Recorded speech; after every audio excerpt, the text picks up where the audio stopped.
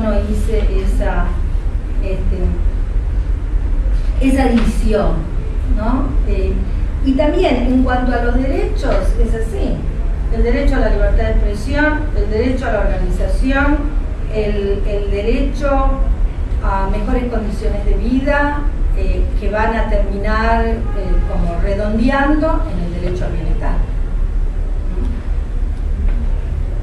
Y ahí tampoco encuentro la diferencia.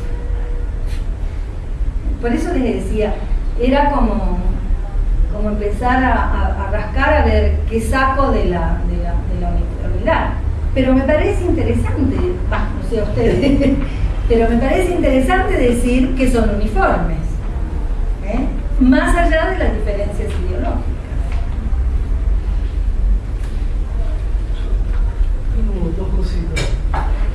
Una que comentaste hace un ratito, porque vos hacías una diferencia entre la primera mitad del siglo XX y la segunda mitad, ¿no? Entonces decías que es el lugar que encontraste en tu trabajo de la fe en la pedagogía, del iluminismo, digamos, toda esa primera mitad te da la sensación que después no está. Es decir, entonces ahí quería pedirte si podías ampliar un poco en qué se pierde. Y te lo pregunto pensando en lo siguiente, en lo que sé de tu relación con el trabajo de Daniel James, y de todo su trabajo sobre una prensa, sobre la resistencia e integración y en otros lugares, sobre una prensa que a lo mejor no hay tanto periódico gremial, como decís vos, pero sí hay periódico obrero en el sentido de, bueno, en esa situación tan precaria del 55-65 sobre todo, ¿no? Entonces, esa es una pregunta, ¿no? Sí. O sea, ¿qué es lo que ves como ruptura entre ambos momentos? Y la otra pregunta tiene que ver con esto que vos comentabas, que no sé bien cómo formularla, pero creo que se va a entender. Cuando se usa Zunkel, ¿no? Si yo no recuerdo mal, Zunkel trabajaba sus matrices, como decían, en base a la prensa masiva. Y a vos te sirve para estudiar también la prensa obrera, digamos, la prensa gremial, etc. Y ahí vos comentaste esta idea de que en realidad hay como un universo común de recursos, de formas de escritura, etc. Entonces, esto en relación con algo que supongo que es dificilísimo que puedas establecer, que es el tema de cómo funcionaba efectivamente esa prensa gremial obrera. Vos decís, bueno, cualquier trabajador por lo menos 2 veces al mes, creo que es el lugar, se hacía un breve. En relación con estas dos cuestiones, te quería preguntar cuál es lo voy a decir esquemáticamente, ¿no? ¿Cuál es el grado de autonomía que podía haber o en el cual podía funcionar esa prensa para el trabajador? ¿Entendés lo que te quiero preguntar? No sé, pero voy a pensar, ¿no? Se puede ser la autonomía respecto de esa otra prensa burguesa y de una opinión pública común, si hay autonomía o no. Puedo agregar algo en que tiene que ver con la parte del libro donde vos trabajás esta cuestión de los obreros periodistas, ¿no? Y esa relación entre que me parece que se engancha con esta idea de autonomía. Creo que hay de autonomía en cuanto a los periodistas que están conformando su campo en la prensa masiva y también creo que en la prensa socialista y anarquista, o sea, creo que están ahí trabajando en ese sentido. Me parece que es muy interesante ver cómo llegaste a ese lugar de encontrar a estos obreros periodistas y a esa tensión, cómo la pensamos, esa tensión entre los obreros que no quieren ser periodistas, pero que en definitiva no quieren ser periodistas porque no quieren dejar de ser sastres, carpinteros o lo que eran, pero sin embargo que asumen esa función, ese rol de dejar de ser sastres para ser periodistas, ¿no? A mí esa relación me parece como muy interesante como para pensar también el vínculo que estos... Pero no se convierten todos en periodistas, pero ahora digo algo de eso, ¿no? Me pareció una figura muy interesante para pensar también la autonomía. Y una cosita más con respecto a a los artistas del pueblo, que me parece que,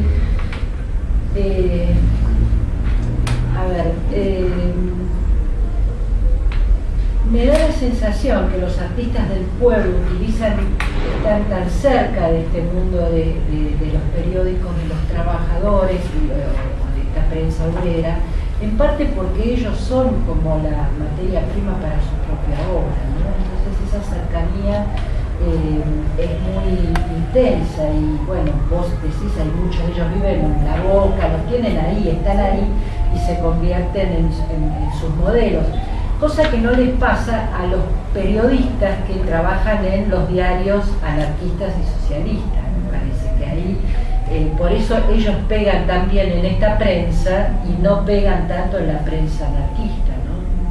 Me parece. No pegan porque no entran, digo, en el sentido de que entran poco a publicar en esta prensa. Vos decís, por ejemplo, los escritores anarquistas. Claro, pienso en Giraldo publica muchísimo. No, Giraldo publica mucho porque Giraldo tiene una fuerte relación con el mundo del trabajo y es sin duda. Pero estoy más que en Giraldo, me parece que estoy pensando en el diario, en la protesta, en la vanguardia. O sea, estoy pensando no en ellos como individuos, sino en el propio diario. Y no sé hasta qué punto estos artistas del pueblo publican muchas obras en la protesta, en la vanguardia. No sé, pregunto, porque a mí me llamó mucho la atención, me parece que hacían exposiciones, trabajaban como artistas del pueblo y esta prensa les servía mucho para mostrar su trabajo. Sí. Y además eran sus propios actores, ¿no? Claro. Me parece, no sé.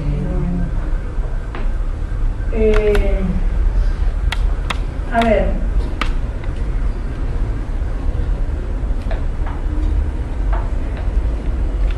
¿Dónde leo yo la ruptura? Digo, porque yo pienso que hay un cambio en la segunda mitad del siglo XX. No porque desaparece la prensa gremial. Insisto en el recorte, ¿no? De hecho, se mantiene. Y yo pongo en el texto que la CGT de los argentinos sería un ejemplo, ¿no? O sea, algunos periódicos Citran, por señalar algunos de ellos. Pero, en mi opinión, las organizaciones sindicales, para informar a los trabajadores, usan menos esta prensa gremial y mucho más la prensa comercial o la prensa burguesa, ¿no? Y ahí me parece que hay un elemento de ruptura importante, ¿no? En ese sentido de que a principios de siglo, yo creo que a principios de siglo esto es así porque la prensa tiene el valor de la agitación. Por cierto, también en algunos sindicatos hay, insisto, en periódicos, qué sé yo, la prensa obrera, sin hacer alusión directa al Partido Obrero, digo, vos salís a la calle y te dicen, compañero, querés leer la prensa obrera, comprar la prensa obrera. Digo, pero no es el centro del proyecto político-educativo de esos trabajadores. Y ahí me parece que hay un elemento importante. Si yo pienso incluso en las confederaciones generales del trabajo o en las uruguayas, en las equivalentes uruguayas, utilizan la prensa, la solicitan, utilizan la radio. Entonces el medio de comunicación se va ampliando. Y en ese sentido lo pienso como una ruptura clara. No existe esa fe, diría, que me parece tan clara en todos estos periódicos. De hecho, se editan muchos menos periódicos, hay conflictos importantes en el seno de las organizaciones sindicales para ver si lo van a usar la plata para eso o para qué otra cosa, y pierde fuerza, aunque no digo que desaparezca en su totalidad. Esto que decís, perdón, chiquillo, tiene que ver con la mediación, digamos, estatalista peronista, ¿verdad? ¿O tiene más que ver con Tiene que ver con, me parece a mí, con con la eficacia que se piensa que tienen otros medios de comunicación que se han ido desarrollando durante todo este periodo.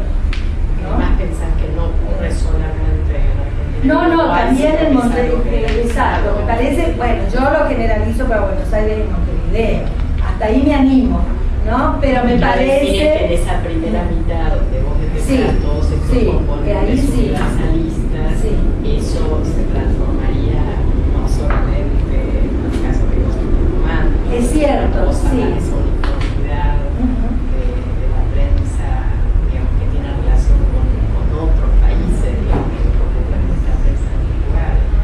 Sí, pienso que es un proceso más general, ¿no? Pero a ver, para ir en la dirección en esta de reafirmar este aspecto, ¿no?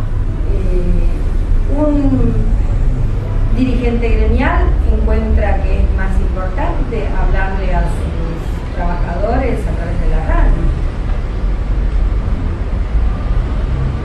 para dar ese ejemplo. Empiezan a tener programas dentro de las radios. Entonces ahí es donde yo enfatizo esto. Y Daniel toma periódicos obreros, pero son mucho más los obreros generales, obreros, digo, en la perspectiva de la clasificación que hace Ángel Flor, ¿no? Que los periódicos gremiales, ¿no? Así que en ese sentido, vuelvo a reiterar, no me parece que desaparecen, sí quedan como estos elementos de esa cultura residual, porque los dirigentes sindicales y los propios trabajadores están pensando que son más eficaces otras formas de comunicación. Y en este punto, en el punto de la prensa, bueno, yo no pienso que sea justamente autónomos, sino que más bien se constituyen en un campo de tensión, en un campo de conflictos. Entonces, no sé si por eso si entendí bien, la discusión sobre la autonomía de los trabajadores es una discusión bastante larga que se mantiene hasta el presente, pero no es eso lo que me parece, como me está preguntando. O sea, que en el periódico, para decirlo también rápidamente, que en el periódico tiene que ver con una opinión pública y con un campo común, con la prensa burguesa, y que tiene que ver con la propia cuestión obrera. Bueno, a mí me parece que todo lo que está relacionado con condiciones de trabajo, con la forma en la que se presentan las condiciones de trabajo y con la discusión política al interior de las propias organizaciones, está fuera de la prensa burguesa.